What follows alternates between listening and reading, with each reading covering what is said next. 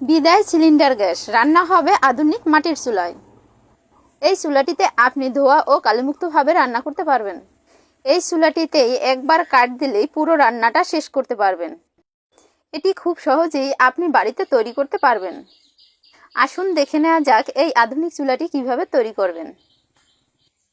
প্রথমে এক সারিতে আমি 4টি ইট সাজিয়ে নিলাম। এরপর দুপাশে দুটি দুটি করে 4টি ইট দিয়ে দিলাম। অপর সাইডে 4টি ইট বসিয়ে নিয়েছি। এরপরে এই ইটের উপরে নরম মাটি দিয়ে দেব।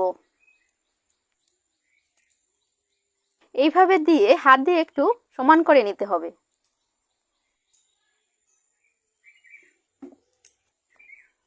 এরপরে অপর সাইডে ইটের উপরে এই নরম মাটিটা দিয়ে দিচ্ছি।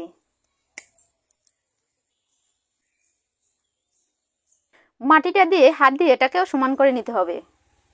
এরপরে এর উপর থেকে আরেকটি ইট বসিয়ে দেব।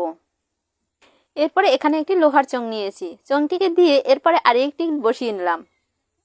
এখানে আরেকটি লোহার চং বসিয়ে পাশ থেকে আরেকটি ইট দিয়ে দিলাম। অপর সাইডে একটি আস্তা আর একটি ভাঙা ইট বসিয়ে নিলাম। মাঝখানটা ফাঁকা রেখে অপর পাশে একইভাবে দিয়ে দিলাম। মাঝখানে একটি লম্বা ইট বসিয়ে নিলাম। এই মাঝখানের ইটটা লম্বাভাবে বসাতে হবে, কারণ এটি পরবর্তীতে বের করে নেব। এবার আমার সব ইটগুলো সাজানো হয়ে গেছে। এর উপর থেকে আবারও নরম মাটি দিয়ে দিতে হবে। দিয়ে মাটিটাকে আবারও হাত দিয়ে সমান করে নিতে হবে। আমি এখানে যে লোহার চংটা বসিয়ে নিয়েছি সেটা লম্বায় 10 ইঞ্চি এবং আড়ে 4 ইঞ্চি। এটি আপনি যে কোনো ওয়ার্কশপ থেকে তৈরি করে নিতে পারেন। এরপরে আবারও এর দুই পাশে 4টি ইট বসিয়ে নিতে হবে। তারপর এর উপর থেকে আবারও এই নরম মাটিটা দিয়ে আটকে নেব। দেখুন চারপাশের ইটের লেভেলটা কিন্তু সমান হয়ে গেছে। এইভাবে আমি নরম মাটিটা দিয়ে সব জায়গায় ফাঁকাটা আটকে নেব। মাটিটা দেওয়া হয়ে গেলে একদিনের জন্য শুকাতে হবে। এবার আমি এই ভিতর সাইডের ইটগুলোর ফাঁকা জায়গাগুলো নরম মাটি দিয়ে আটকে নিচ্ছি, তাহলে পরবর্তীতে চুলাটি মজবুত হবে। আমি এখানে একটি ইট নিয়েছি, ইটটিকে বসিয়ে এর উপর থেকে এই রঙের কৌটোটা বসিয়ে নিলাম। বসিয়ে এর পাশ থেকে আমি মাটি দিয়ে দিচ্ছি। মাটিটা দেওয়া হয়ে গেলে আমি এই রঙের কৌটোটা তুলে নেব। বিপরীত পাশে এই ইটটি বসিয়ে এর উপরে রঙের কৌটোটা দিয়ে দিলাম। এই কৌটোটা বসিয়ে এর পাশ থেকে আবারও সেই একইভাবে মাটি দিয়ে দিচ্ছি। যেখানে আমি চংটি বসিয়েছি সেখানে কিন্তু আমি ফাঁকা রেখেই মাটিটা দিয়ে দিয়েছি।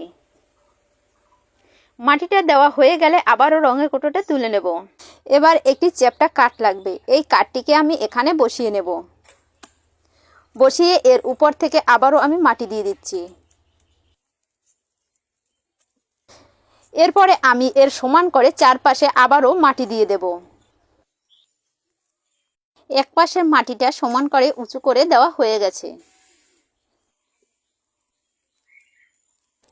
এরপরে নরম মাটি দিয়ে ইটের ফাঁকাগুলো আটকে নিলাম। এখন একইভাবে অপর পাশেও আমি মাটি দিয়ে এভাবে উঁচু করে নেব। সমানভাবে উঁচু করা হয়ে গেছে। এবার আমি এই চোঙের সাইডে এভাবে একটু মাটি দিয়ে উঁচু করে নেব। আপনারা চাইলে এখানে আপনাদের ইচ্ছে মতো ডিজাইন তৈরি করে নিতে পারেন। এক পাশে মাটিটা দেওয়া হয়ে গেলে অপর পাশেও আমি একইভাবে এরকম মাটি দিয়ে দেব। এর আগেও আমি মাটি দিয়ে আধুনিক চুলা তৈরি করেছি, কিন্তু এটি একদম ভিন্ন। মাটিটা দেওয়া হয়ে গেলে হাত দিয়ে সমান করে নিতে হবে। তারপর এই চুলাটিকে একদিনের জন্য শুকাতে রেখে দিতে হবে। এখন এই পটটির চারপাশ থেকে গোল করে উঁচু করে মাটি দিয়ে দেব। মাটিটা উঁচু করে দেওয়া হয়ে গেলে এই পটটিকে তুলে নেব। তারপর পটটিকে অপর পাশের চুলাটির মুখে বসিয়ে আমি এর চারপাশ থেকে আবারও উঁচু করে মাটি দিয়ে দেব। উঁচু করে মাটিটা দেওয়া হয়ে গেলে একটি টিনের সিজ দিয়ে এই ঠালা উঁচুগুলো সমান করে নেব। এইভাবে আমি সব জায়গার মাটিটাই ঠালা উঁচুগুলো সমান করে নেব। উপরে এইভাবে সিজটি দিয়ে টানলে উঁচুগুলো মাটি সমান হয়ে যাবে। এরপর কৌটোটি উঠিয়ে নিতে হবে। এখন চুলার উপরে একটি নুড়ি দিয়ে এভাবে লেপে নিতে হবে। সব জায়গা লেপা হয়ে গেলে ইটটিকে বের করে নেব। ইটটিকে বের করে মুখটিকে লেপে নিতে হবে। এরপরে চুলাটির সামনের অংশটি লিপে নেব। আমার সম্পূর্ণ চুলাটি লেপা হয়ে গেছে। চুলাটির উপরের এক পাশ থেকে একটু একটু করে মাটির দলা দিয়ে দেব। এইভাবে ঘুরিয়ে আমি চুলাটির 3 পাশে মাটির দলা দিয়ে দেব, কারণ এখানে একটি ডিজাইন তৈরি করা হচ্ছে। সম্পূর্ণ মাটিটা দেওয়া হয়ে গেলে এটিকে সুন্দর করে সমান করে নিতে হবে। তারপর একদিনের জন্য এটাকে শুকাতে রাখতে হবে। দেখুন চুলাটি শুকানোর পরে মাটিটা ফেটে ফেটে গেছে। এই ফাটা জায়গায় একটি কাঁচি দিয়ে এভাবে টাকিয়ে নিতে হবে। যখন মাটিটা ফেটে যায় তখন এভাবে শক্ত কিছু দিয়ে টাকিয়ে নিলে ফাঁকা জায়গায় মাটিটা তাড়াতাড়ি জোড়া লাগে। এবার একটি চিজ দিয়ে চুলাটিকে আমি সমান করে নেব।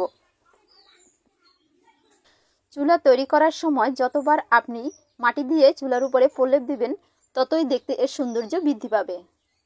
এবার সব জায়গায় নরম মাটি দিয়ে থালা উঁচুগুলো সমান করে নেব। আপনি যদি এই চুলাটি বাড়িতে স্থায়ীভাবে তৈরি করতে চান তাহলে অবশ্যই সিমেন্ট দিয়ে তৈরি করে নেবেন।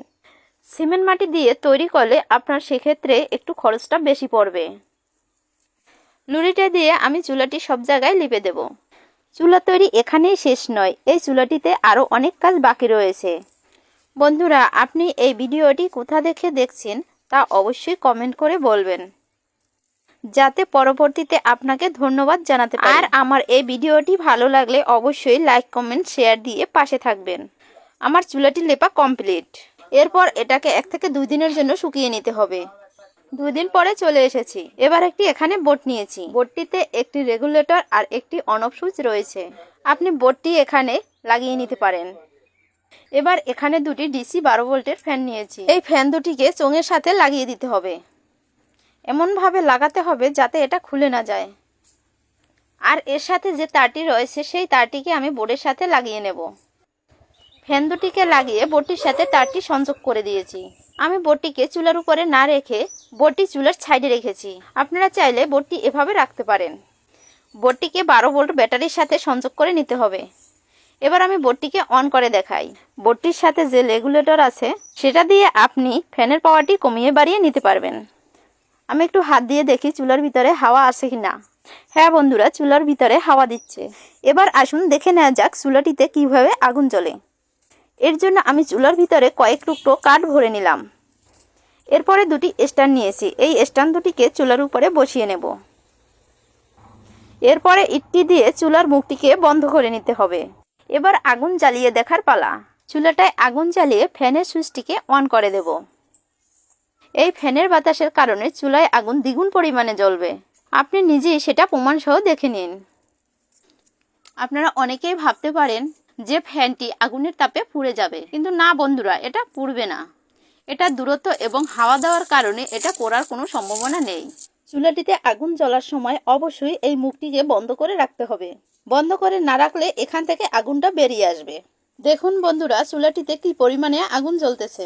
একদম অল্প কাঠখরচেই একসঙ্গে 2টি রান্না শেষ করতে পারবেন। আমার এই পুরো ভিডিওটি প্রথম থেকে শেষ পর্যন্ত দেখার জন্য আপনাদেরকে অসংখ্য ধন্যবাদ।